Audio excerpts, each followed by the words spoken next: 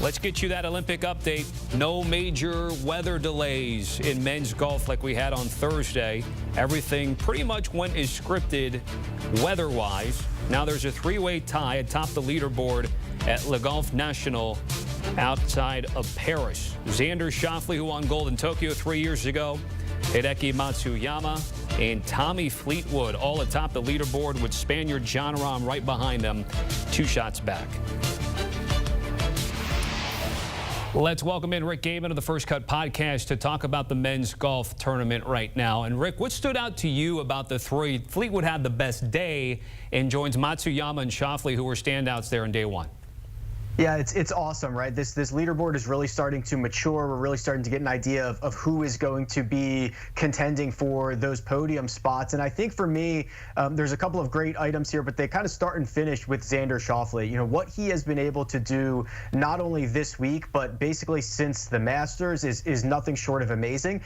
He's in complete control of his emotions and of his golf ball right now. And to successfully defend a gold medal, which is what he would be able to do if he were to go on and win again this week, is something we've never seen before. Obviously, golf has a very short history at the Olympics, but it's so hard to even qualify multiple Olympics in a row, let alone successfully defend your spot atop the podium. I mean, it would be not only an unbelievable feat of skill, but it would also be one of longevity. So there's just a lot of really cool ways that this weekend is going to play out, even with those guys just right there with Xander, Tommy. I mean, Japan has been such a great spot for Hideki Matsuyama to be an ambassador to the game, and Tommy Fleetwood, this would be by far the biggest victory on his resume. So there's just a lot of great items that are coming out from the top of the board right now. Yeah, we're reminded of Mollywood from 2018 in the Ryder Cup, which Tommy Fleetwood certainly loves that. Just to follow up quickly on Xander, because going into this PGA Tour season, that gold medal in Tokyo was the biggest thing arguably he could hang his hat on, and yet now coming into this tournament, he can cap off one of the greatest seasons ever. Yeah, his 2021 gold was his career achievement. His 2024 potential gold might not even be his yearly achievement, with 2 major championships already in tow. You know, there was no chance I thought anybody was going to have a year as good as Scottie Scheffler. The first 6 months he dominated, and now all of a sudden Xander Schauffele has put himself firmly in the conversation for the best player of 2024, and another gold medal would go a long way. So this is just a really, really incredible run. I cannot describe how good he has been since the start of the major championship season, and he does not seem to be slowing down anytime soon. We'll get to Scottie Scheffler in just a second, but we're going to go sort of in chronological order. Let's go with Jon Rahm, the Spaniard, who's only 2 shots back, obviously has an opportunity to join those other guys atop the leaderboard. Rick, there was a conversation about how much we're going to take stock into his live win coming into this tournament. What has he proved to you 2 days so far? Quite a lot, Tommy, and I love looking at this scorecard because I think it's a really great indication of what is possible at Le Golf National. This is it's a gettable golf course. The scoring is quite easy over the first 2 days, but there still is trouble lurking. So you can make bogey on 8. We saw Jon Rahm make a double on 16 in the opening round, but you can also go on 2 separate runs like Jon Rahm has. Birdies on 3 consecutive holes twice during this round of golf. And you're right, you know, the context around how good a top 10 in every single live start is hard to quantify. Now, he's coming off the victory on Live Golf at their United Kingdom event. He played much better at the Open Championship than he did in his other 2 major championship starts this year. So it seems as if he's really starting to find his game, and he's finding it here as we're winding down towards the end of the summer. But we're all being reminded that when Jon Rahm is at his best, he is certainly one of the best players in the world, and him getting a medal this week would be a significant accomplishment for him and almost salvage his year.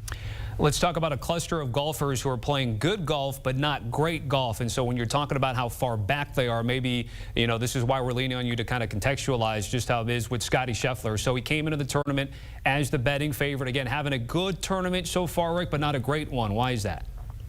Yeah, he's having just a very Scottie-esque tournament. He's hitting it very well off the tee. He's hitting his second shots close to the pin. He's not making a lot of putts. And the thing with Scottie is, every tournament for him is a marathon. It's not a sprint. He is hoping that there is one day here where he can go incredibly low and get himself back into the mix. We have seen 63s out there this week. We have seen 64s, and Scottie Scheffler has gone 67, 69, including a double bogey there on number 7 in the second round. So there needs to be, if Scottie's going to find his way to the podium, there needs to be that really low one, and it's going to be decided on whether or not he is going to make enough putts. The current pace that we're on, especially with the names at the top of the board, with plenty of winning experience and plenty of big-time golf experience, Scottie is going to have one of those low days, probably 63, 64, 65, something in that realm, to get himself in the mix here. What's the assessment been for Rory McIlroy?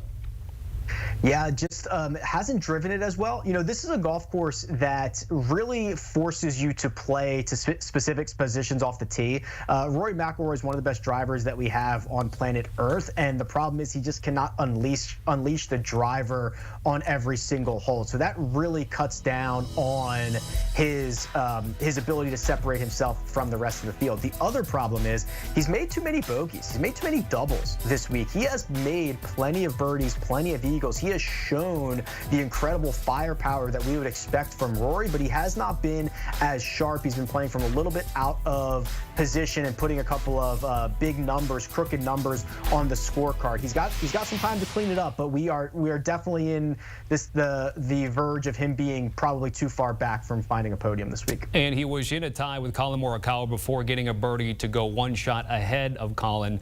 I want to get to him because it's interesting. A lot of models and people pre-tournament were really high on Morikawa, that 9-1 number here. Tell us why people were kind of high on Collin and why that hasn't come to fruition, at least so far.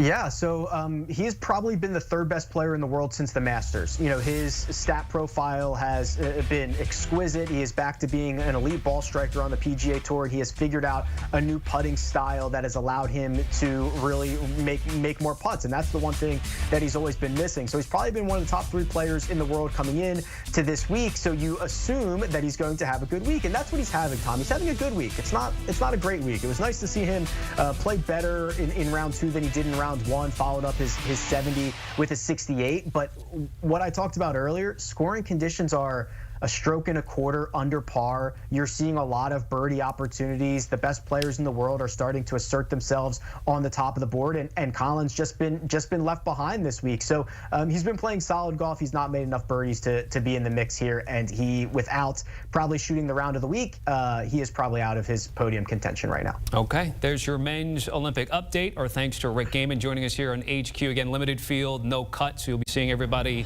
tee things up through the rest of the weekend. The First Cut podcast, which Rick is a host of, with Kyle Porter, Mark Immelman, Greg Ducharme, Patrick McDonald, and a whole slew of other guests. Make sure you scan that QR code and check them out.